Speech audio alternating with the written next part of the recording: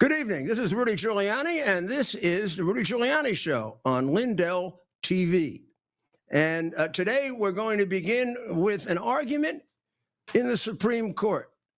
And I must say, it's sort of, I'm not going to say it's home, but I argued there. I was there for many oral arguments that were done when I was both U.S. Attorney and Associate Attorney General. Some of the cases that I was involved in set the law for the future, not yet reversed. For example, the ability to hold people who are dangerous, pretrial detention, wasn't established until United States v. Salerno, which was my case of the head of the Genovese crime family. But we could go on. I argue United States against Bell. Today's argument was fascinating. And in my view, dear Mr. Solicitor, a poor choice of cases to bring to the court. Two issues got mixed together here. So this is the case involving birthright citizenship, probably the weakest case that President Trump has. I'm not saying it isn't worth testing. I'm saying as a lawyer and as a good attorney general and solicitor general, which I know my boss, Bill Smith, was, somebody should have sat down with the president and said, Mr. President, here are the cases, and here's the order in which I predict you're going to win them. This is at the bottom.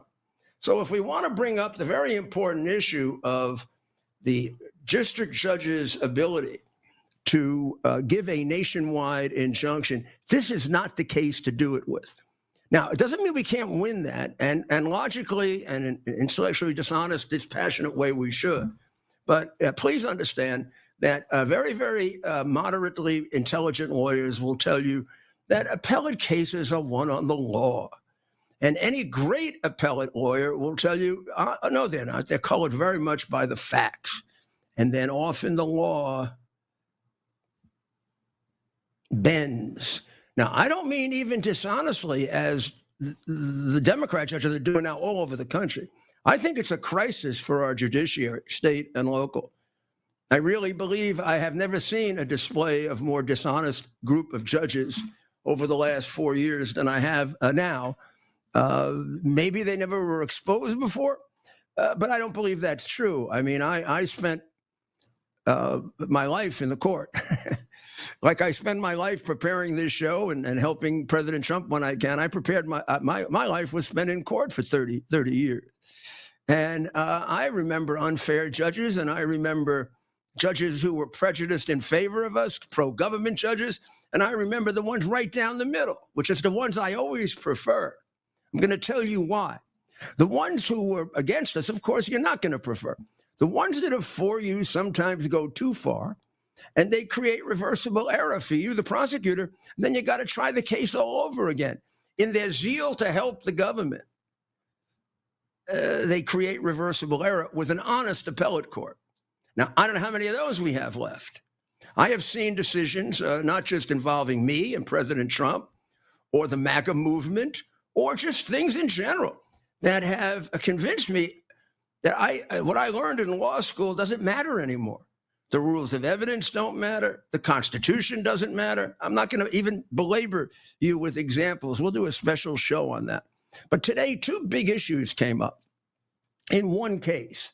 This is the case in which the president wants to basically say, you do not become a citizen of the United States under the 14th Amendment if you are the child of an illegal, because you are not under the jurisdiction of the United States.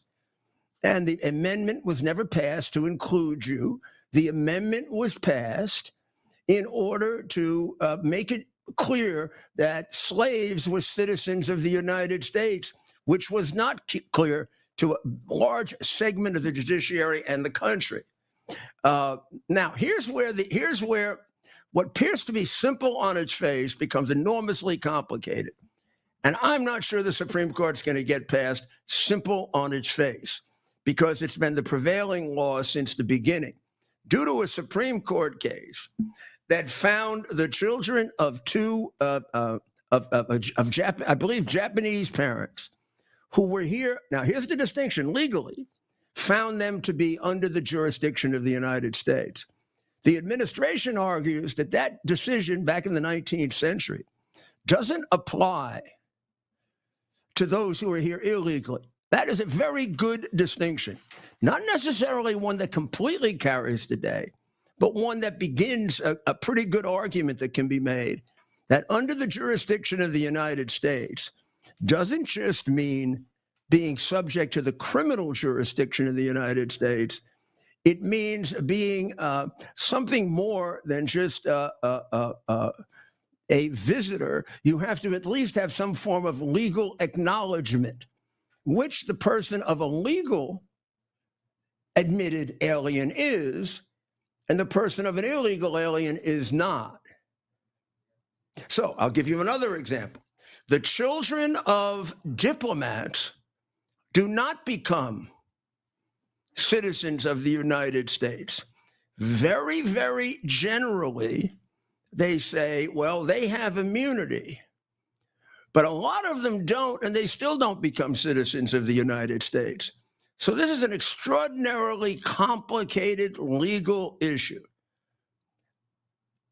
If you are an originalist, as we conservatives are, you're not just going to decide this because it's better for the country that these people don't take advantage of. We become like them if we do that. If you want to argue based on common sense, should children of illegals be citizens? Of course not. They can come over the border, have their baby, go back, and then the kid is a citizen. They can come over the border, have their baby become a citizen, and then they can be in a state that gives away more money to people that don't work than work, and that gives a fortune away to illegals like New York and California. It's an invitation to fraud. Does it make sense? Is it fair? Absolutely not. And was it what they intended? Probably not. Having said all that, if you're going to be an honest interpreter of the intent and meaning of the people who drafted the Constitution and the amendments, you got to put your feeling aside. Otherwise, we become like them. And the question is, when they said within the jurisdiction of the United States, what do they mean? You know something? I don't think they know what they meant, because they were just thinking real quick about making the slaves citizens. They weren't thinking into all the implications. When the court got its first case in about 1890 with these Japanese kid that was born of two legally admitted aliens, that seemed pretty easy. I wish the court back then had gotten a case of a complete illegal born here, and then would define what they meant by within the jurisdiction of the United States. It could very well have meant legally here. It could very well have meant, well, just limited to the criminal jurisdiction. Tough question. Second one's an easy question. What the courts did here, about three of them, limited to just their own district, the state of this or the part of, in New York, it would be like the Southern District of New York, just Manhattan, the Bronx and Westchester and a couple of other counties. That's what they're limited to. They laid down an injunction for the entire United States of America. Now, they did that in many, many cases. And they did it in many cases that at this stage of the proceedings, the Supreme Court can say almost clearly the government's going to win. For example, the trying to stop the president from removing people from the executive branch. They're going to lose that, the liberals, because the Constitution has no place for a fourth branch of government. And at the Constitutional Convention, our founding fathers made very clear they were willing to limit the president's appointment power, but not his dismissal power. Now, you got to be a dishonest federal judge not to read that. You got to go tear it up. You got to tear it up in the Federalist Papers and in the debates. Just tear it up. Tear up what Hamilton said. So they're going to win that. That's the case on which to argue for no nationwide injunction, because the question here is almost like it is on any injunction. What's the chance of success on appeal? What's the chance of ultimate success? in the Birthright case, I'm going to tell you the truth. The chance of ultimate success is probably greater with the people challenging it. Not if I were deciding it, but based on the way the court will resolve it. And I'm giving you my opinion not as some kind of a muddle-headed MAGA. I'm giving you my opinion as an honest lawyer. And I can be as muddle-headed a MAGA as you want for political purposes. But you get me to be a lawyer, and then it's my duty to be intellectually rigid. So I think it's going to work out right. Here's what I think the court's going to do. The court's going to say, well, it gets kind of tough. I think they're not going to overturn the birthright citizenship. Alito will. Thomas will. Gorsuch will. Kavanaugh will. Barrett, Roberts, and the three libs are going to go the other way. I mean, one of them has already changed the position. So the court's going to say the birthright, we're not going to overturn. There's not enough to overturn the now, century and a half precedent that it applies to non-citizens, and they're going to avoid the fact that the original precedent was a legal non-citizen, and this is an illegal non-citizen. I think they are. They're going to kind of leave that open a little bit. Then I think they're going to say that, having said that, they sort of decided it on the merits, and this is going to be very strange. What they should say is the issuing of the nationwide injunction was improper and beyond the jurisdiction of a district court. However, since this is now the law, because we've decided it, of course, it's going to apply as the law, not as an injunction. So it comes out that the president cannot deport the illegal aliens who are born here, birthright citizenship, but not by virtue of a district court injunction. When they get to cases where there was the creation of a fourth branch of government, they're gonna just dismiss those nationwide injunctions, some of which they've already done. So I'm sorry for the long explanation, but it's a much more complicated issue, which in the case of even my good friends and colleagues on the right, their emotions lead them to a different legal conclusion. No, I'm sorry. Their emotions lead them to the right legal conclusion. I do not believe by any stretch of the imagination that the birthright citizenship was meant to apply to illegals. Not in a million years. Nor do I think it would be impossible to write a very, very good decision, and I bet I'll agree with the dissents, that was never intended. I'm giving you my practical opinion on what's going to happen, given the fact we have two justices that we can't count on, Barrett and Roberts. We can count on them sometimes, we can't count on them others. So I see a 6-4 decision upholding birthright citizenship. I see a 6-4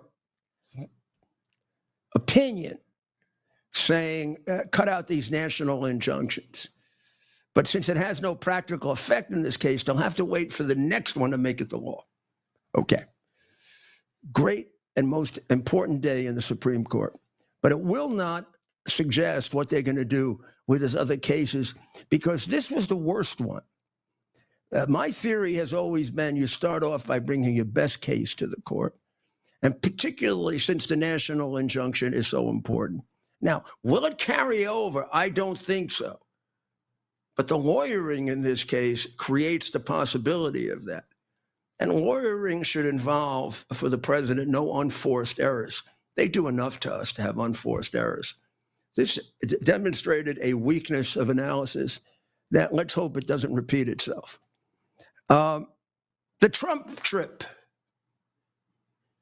Wow. Wow. Nobody has ever attempted to regularize the situation in the Middle East. It's all been treated like they're a bunch of renegade nations and you have to deal with them like this. including Israel, less so Israel. But nobody's tried to bring in the Arab countries. Nobody. From Truman to, well, Biden wasn't even the president, to Obama. Biden, if anything, antagonized him. And so did Obama. This is brilliant what he's doing. To bring in the terrorist, former terrorist, and president of Syria, and lay down a group of things he has to do, the most important of which is agree to the Abraham Accords with Israel and get rid of the terrorists. That's exactly what should have been done with Arafat 30 years ago. He should have been sat down and told, hey, stupid raghead, you're an effing murderer. We don't like doing business with you, but you had better prove yourself. So we want peace within about 2 years, and you straighten that country out. You get rid of the terrorists, and you stop stealing the effing money. But nobody had the cuyons to talk to him like that. I did. I threw him out, but they didn't.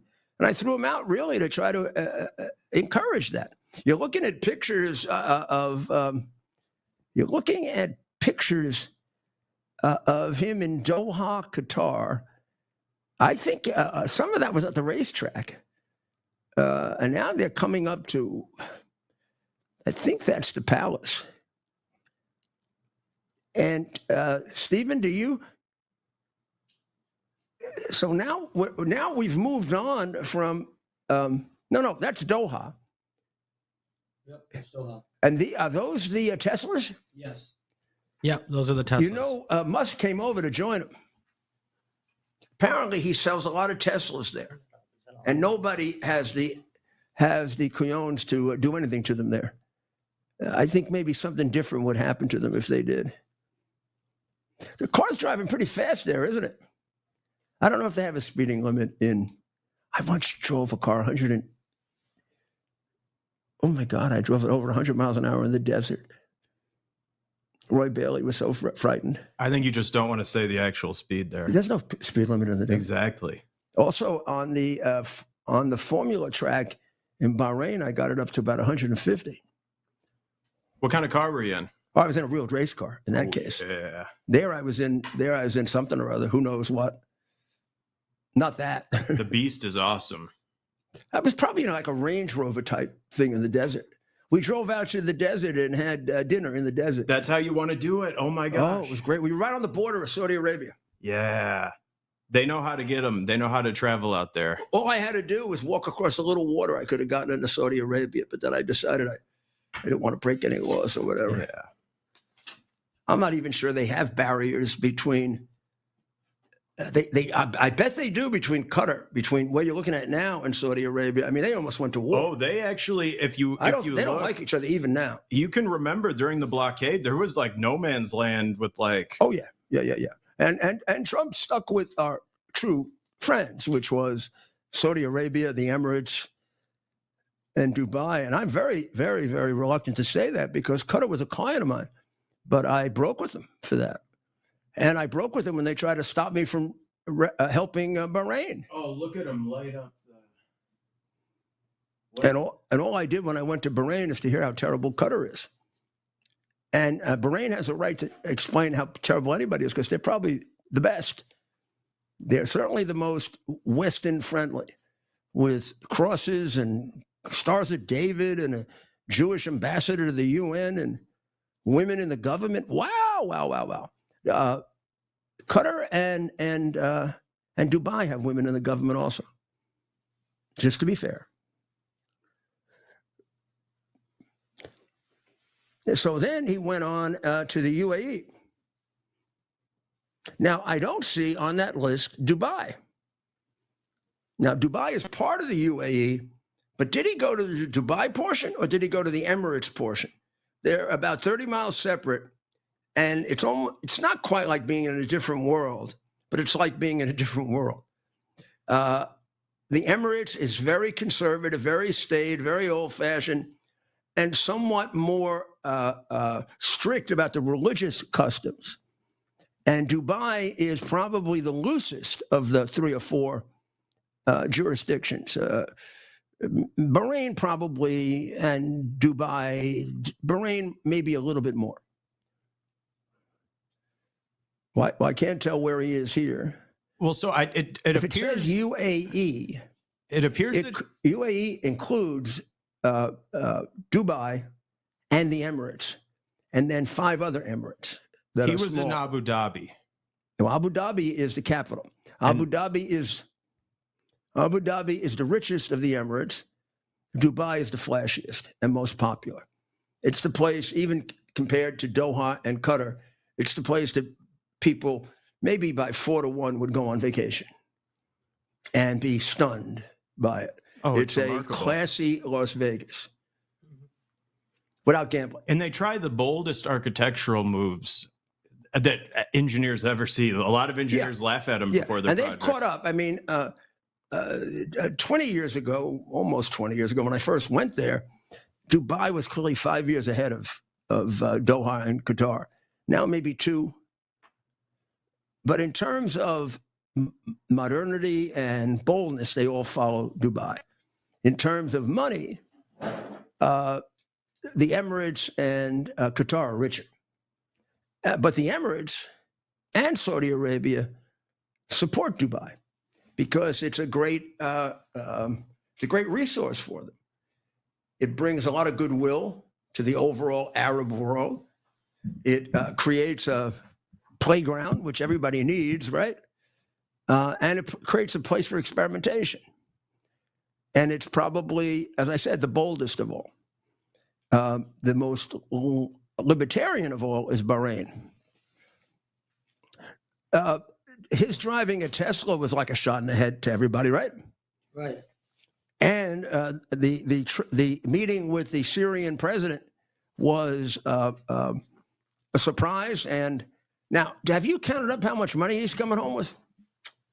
I think about $3 trillion. Yeah. Is it 3 now? Well, he's got 1.2 from Saudi. Of course, Qatar matched it. You knew they would, right? Qatar's not going to let. Qatar will probably go take a look at what the Emirates throws in and match that too, because it's really Qatar against Saudi Arabia and the Emirates. And the real protagonist there is the Emirates. I'm not saying for the wrong reasons, but they drive it more than Saudi Arabia does. And the right reasons are, really, this was never occurred under the old emir, who was purely 100% pro-American. There was always, for reasons that I don't know enough about the history, but was told by my good friends there was always more of an antagonism between Qatar and the Saudi Arabians than there were between Qatar and the Emirates, or Qatar and Bahrain. Those 3 are almost as if they're the same country. They're like this. When Qatar got a new emir and began having relations with Iran, that blew the mind of the anti-Iranian Saudis, Emiratis, and Bahrainis. After all, the Bahrainis are attacked every month by the Iranians. And their words for Qatar are very, very bitter, as double crosses. It's the reason why the acceptance of the plane, which makes all the sense in the world economically, is getting a certain amount of criticism by the people who are leveling the intelligent criticism, which is that you can't be sure that Qatar is a 100% loyal friend of the United States.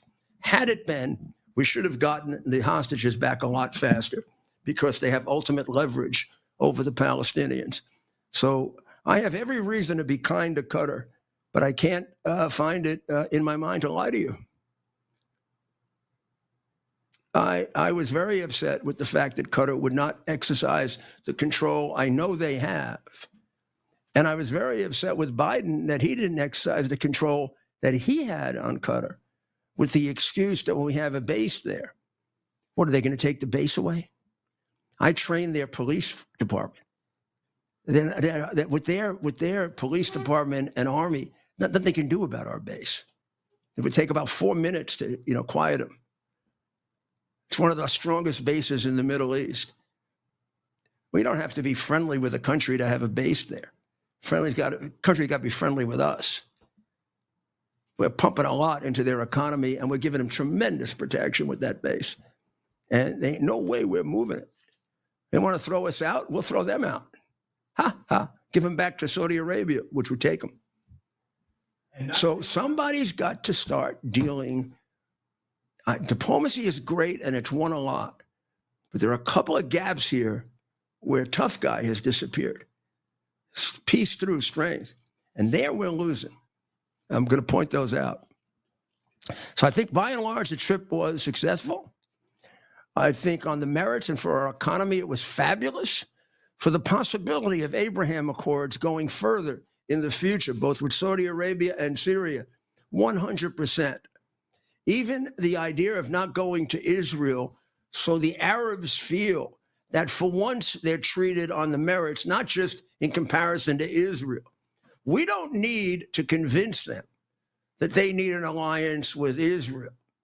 They're ready. I even think Syria is ready. We just need to create an atmosphere so they don't get their governments overthrown when they do it. It's a different thing. So I hope Bibi's not upset, but I can now see the wisdom in not necessarily going to Israel to make it sound like, Israel is that much more important to us than the Arab countries. It isn't. But the Arab countries need a little stroking of their own.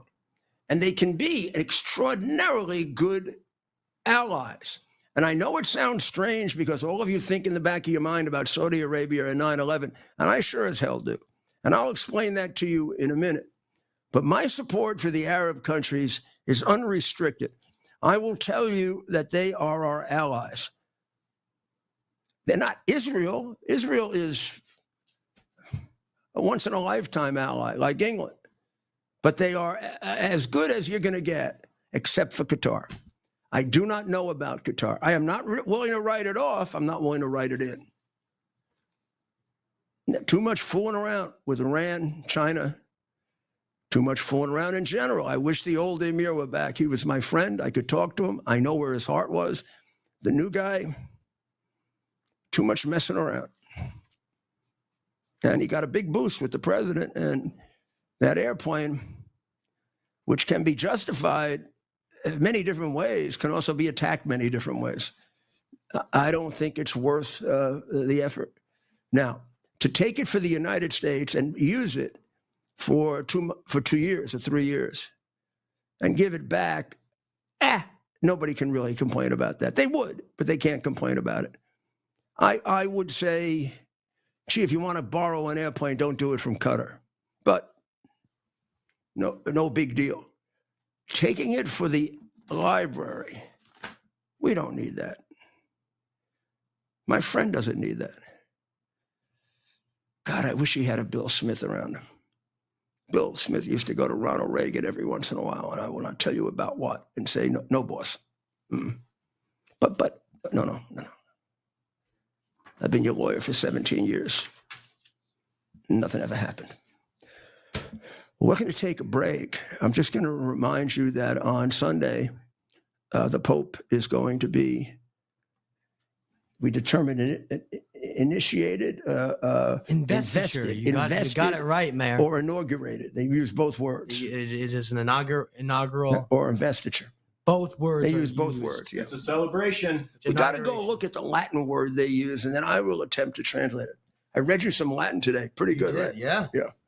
And I'm going to, when you come back, you will be listening to the hymn that will be sung all day on Sunday, which is one of the oldest in the history of Western civilization, because it was composed by one of our oldest composers and one of our greatest that people don't know, but he's the basis of a lot of our music. That's Giovanni Palestrina, Tu es Petrus. Giovanni Palestrina was one of the first to take a cappella music and put it to instruments.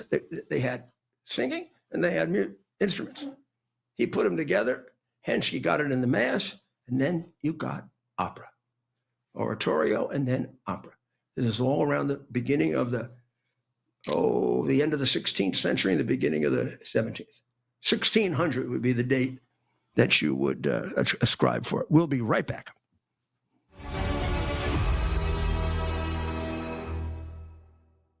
Whether it's being a weekend warrior or spending time with your family, feeling your best is the key to doing the things you love.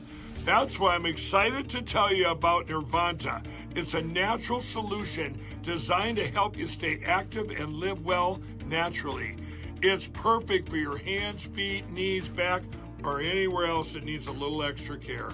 Simply massage Nirvanta in for at least 60 seconds, 2 to 3 times a day to get the best results. And if you're not completely satisfied, you get your money back. No questions asked. There's simply no risk and no reason not to try Nirvanta today.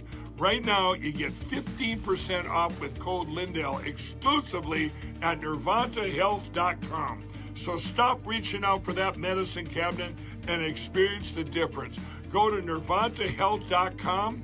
Use code Lindell to get 15% off today. Nirvanta Health. Live well naturally. The last time President Trump was in office, gold soared 50% and silver went up a huge 53%. Americans who invested in silver and gold during Donald Trump's first presidency are very happy that they did it. And right now, gold continues to soar to the highest numbers in history. These gains are just an appetizer for what's to come. Some market analysis are saying that gold is predicted to rise another 30% in the next year alone. So now's the time to invest in gold and silver, and that's why I partnered with Fisher Liberty Gold. Fisher Liberty Gold is a conservative-owned and operated precious metals investment company. They even helped my good friend President Trump get elected through their contributions to Turning Point USA and other conservative groups. I have dedicated my life to ensuring that people get the best sleep ever, and in addition to owning a MyPillow, I can now sleep well at night knowing that you can all protect your savings with precious metals with Fisher Liberty Gold.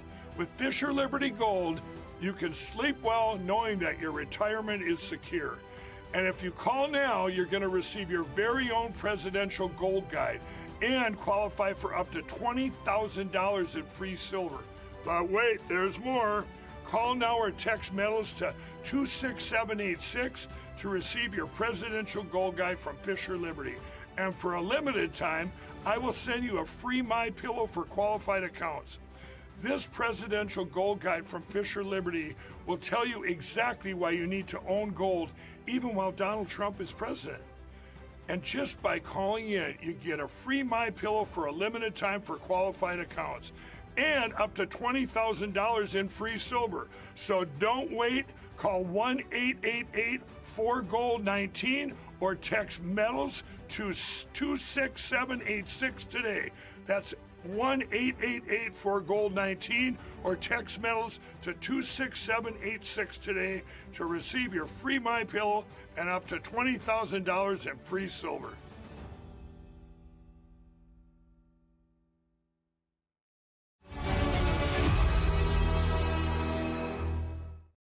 That's what you You're on, Mayor. Well, this is Rudy Giuliani, and we're going to play you the music that will be played throughout the Mass. This is the song, hymn, aria, piece by Giovanni Palestrina called Tu es Petrus in Latin. In English, it reads as follows. You are Peter, and upon this rock I will build my church. And the gates of hell shall not overcome it, and I will give you the keys to the kingdom of heaven. Whatever you bind upon earth shall be bound in heaven, and whatever you loose upon earth shall be loosed in heaven. And I will give you the keys to the kingdom of heaven. That's the version in Latin, which is Tu es Petrus, et superhang Petrum edificabo ecclesia meam. A lot pretty, huh? So when you listen to it on Sunday, you'll say, Rudy Giuliani told me that that's one of the earliest pieces of music that was both singing and orchestral. With now,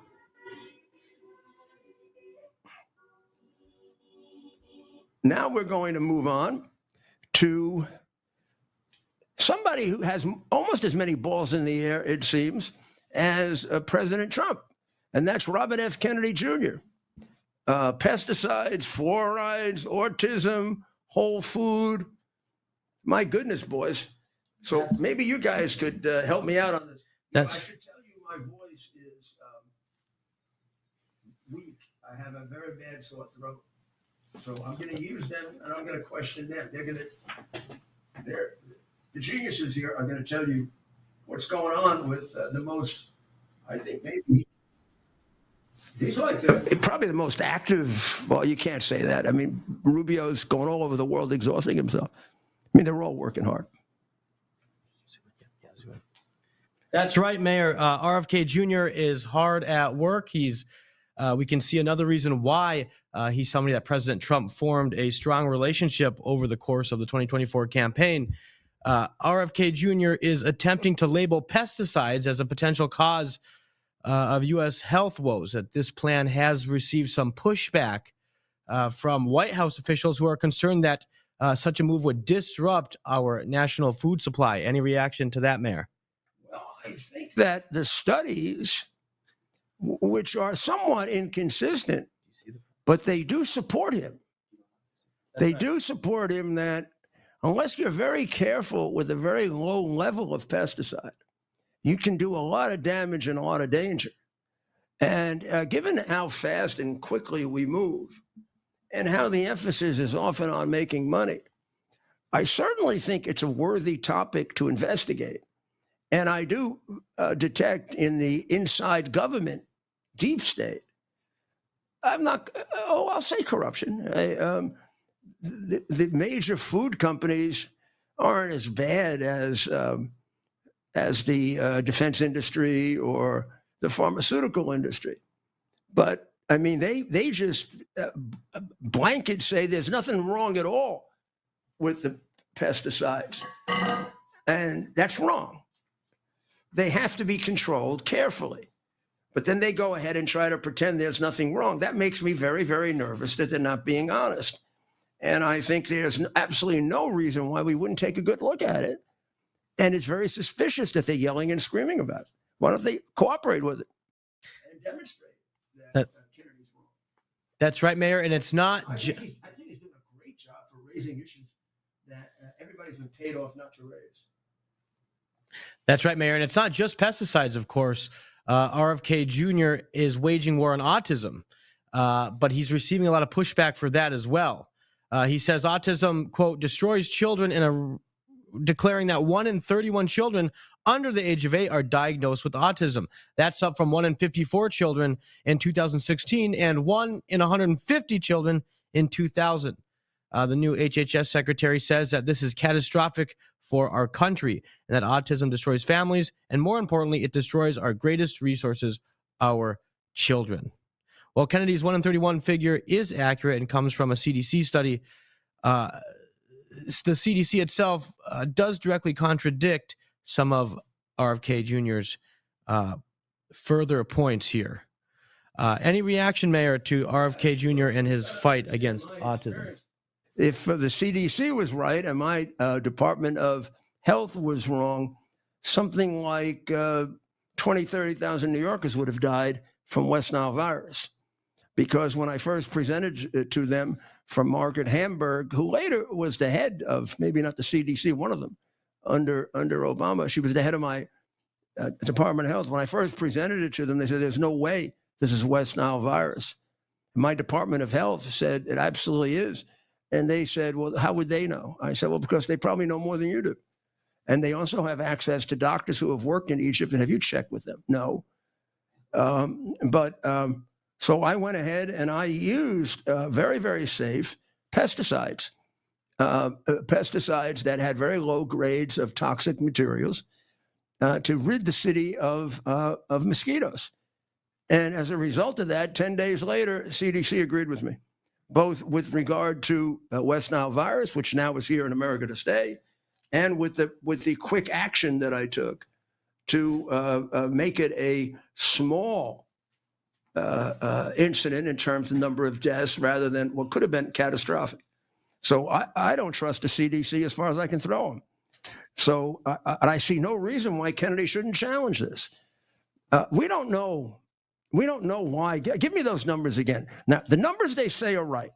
So right now, it's 1 in 31 kids gets autism. That's a lot. Right. What did it used to be? In 2016, it was 1 in 54. In the year 2000, it was 1 in 150. Okay, now here's how the CDC would explain that. Kennedy makes two claims. One, he's sort of quieter about, but hasn't given it up. And the other, he's talked about more. He says the major causes here are the environment, and he has previously said vaccines. Now, the CDC gives us an unsatisfactory answer. They say it's better detection. Well, I would say that's partially true, but it doesn't account for this massive difference.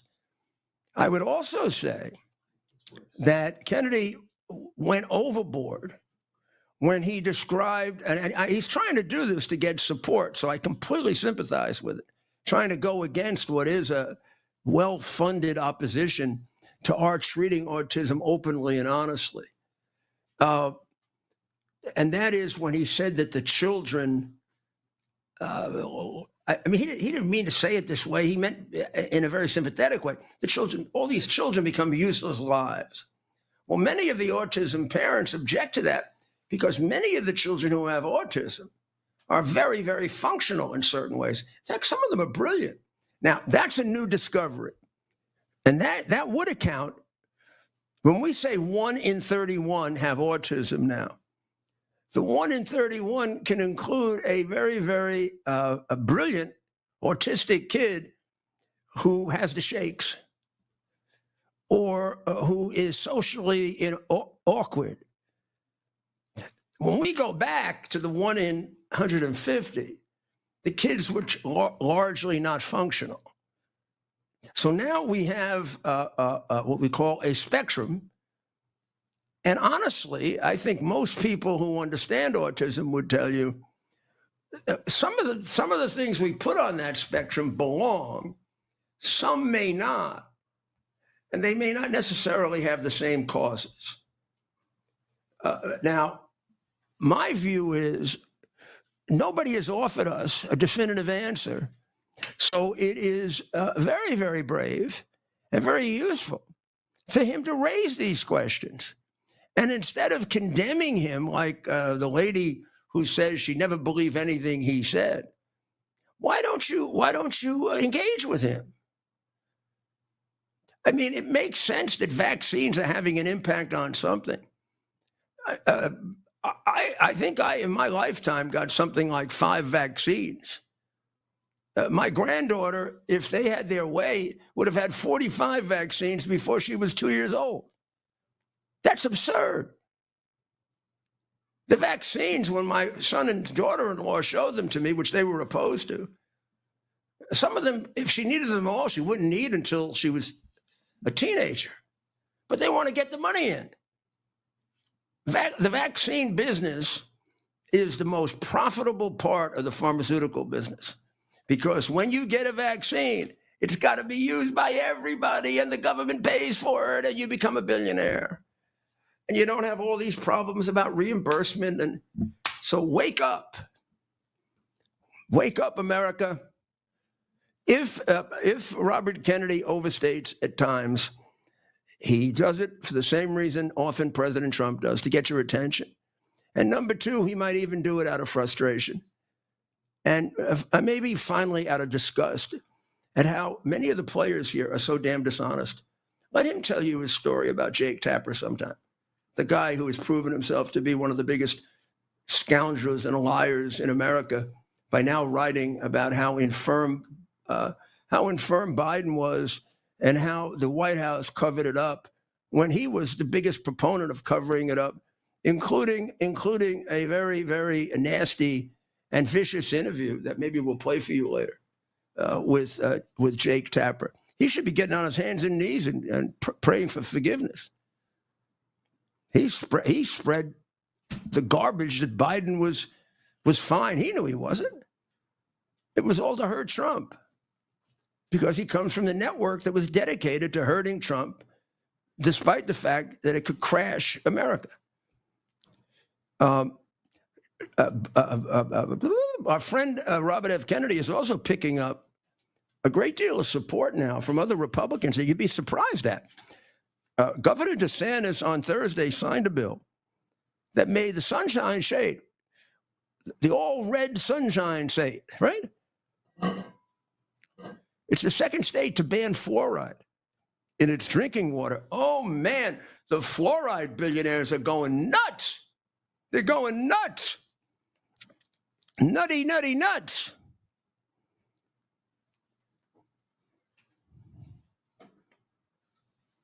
Fluoride is readily available now, so that led to this being put in the bill to say that local governments cannot engage in this fluoride-forced medication. Some Republican-led states have moved to impose bans following a push by U.S. Health Secretary Robert F. Kennedy to stop fluoridated water. But Utah was the first state to ban it completely. Now Florida.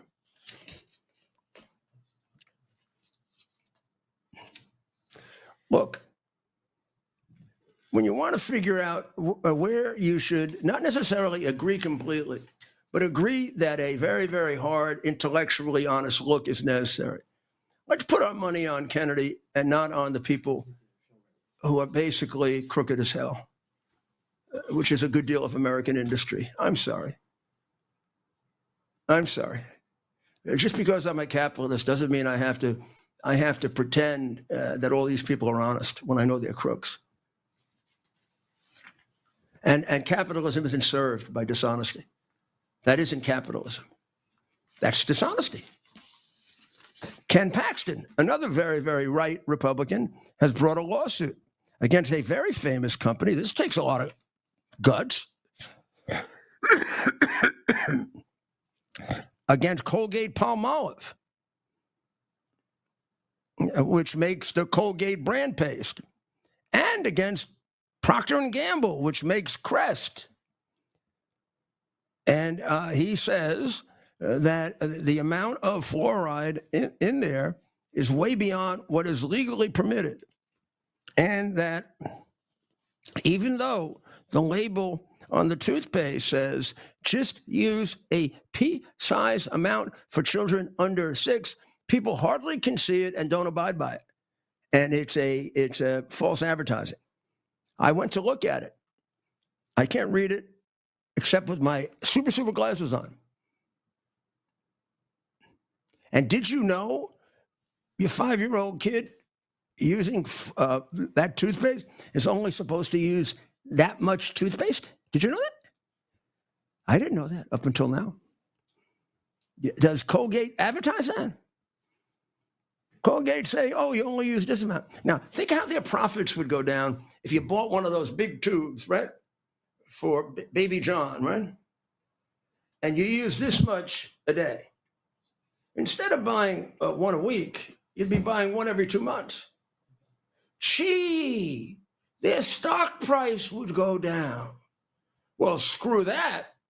Baby Johnny can get autism, or baby Johnny can have lower IQ scores, or baby Johnny can have toxic poisoning. We're not letting our stock prices go down.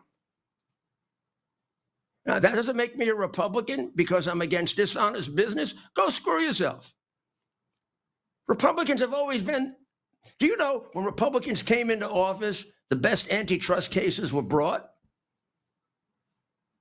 Because crooked rhino Republicans have completely redefined free market. Free market is a market controlled by them, the oligarchs. That's a free market. And you get screwed. You know what a free market is? Free market is a market with fair and equitable rules. A free market is a market in which if you're giving out a substance that has the capacity to hurt children, and they're only allowed to use that much of it, you better put that in print that big. Or you better make tubes that only let out this amount of it for children. Or you better make one just for children. But that all costs money. It reduces the profit.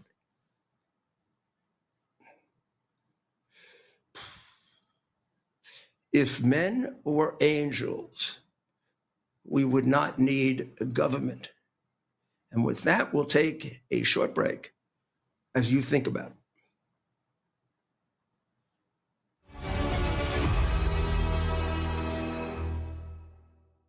Whether it's being a weekend warrior or spending time with your family, feeling your best is the key to doing the things you love. That's why I'm excited to tell you about Nirvanta. It's a natural solution designed to help you stay active and live well naturally. It's perfect for your hands, feet, knees, back, or anywhere else that needs a little extra care. Simply massage Nirvanta in for at least 60 seconds, 2 to 3 times a day to get the best results. And if you're not completely satisfied, you get your money back. No questions asked. There's simply no risk and no reason not to try Nirvanta today. Right now, you get 15% off with code Lindell exclusively at nirvantahealth.com. So stop reaching out for that medicine cabinet and experience the difference. Go to nirvantahealth.com. Use code Lindell to get 15% off today. Nirvanta Health. Live well naturally.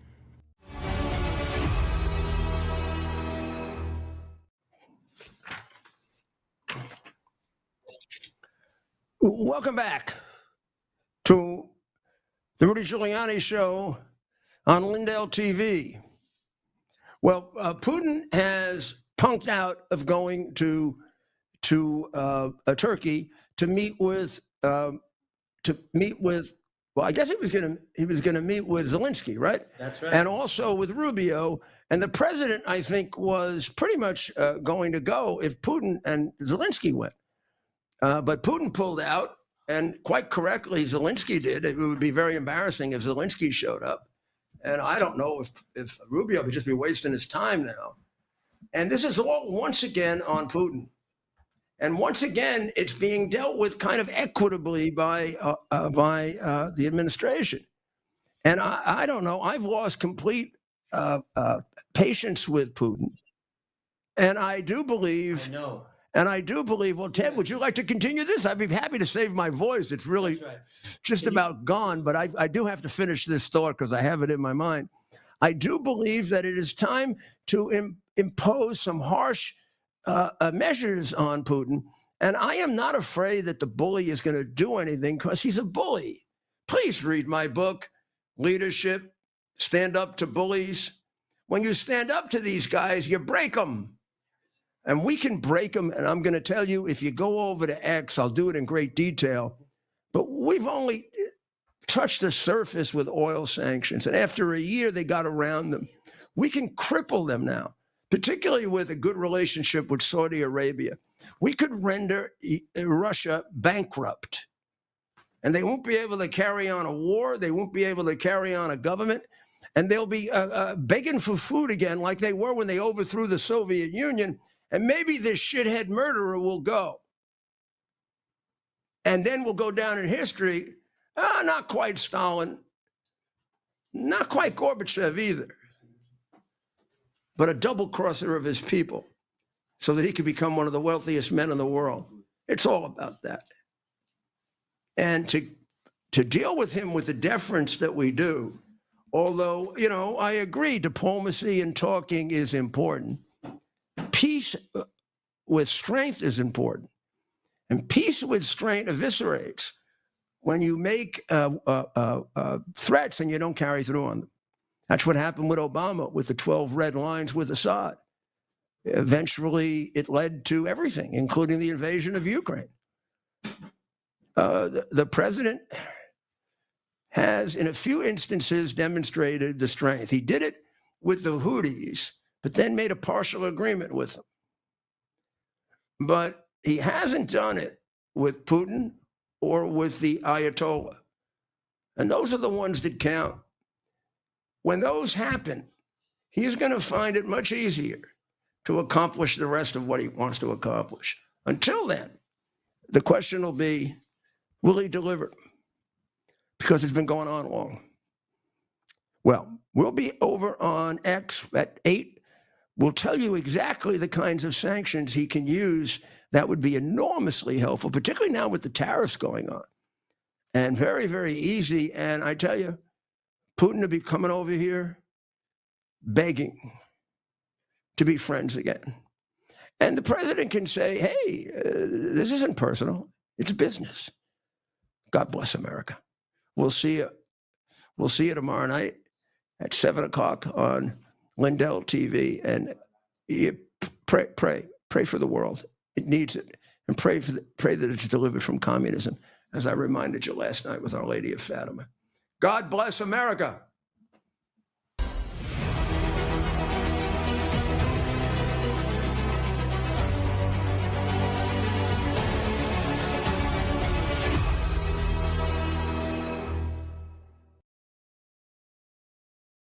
Whether it's being a weekend warrior or spending time with your family, feeling your best is the key to doing the things you love.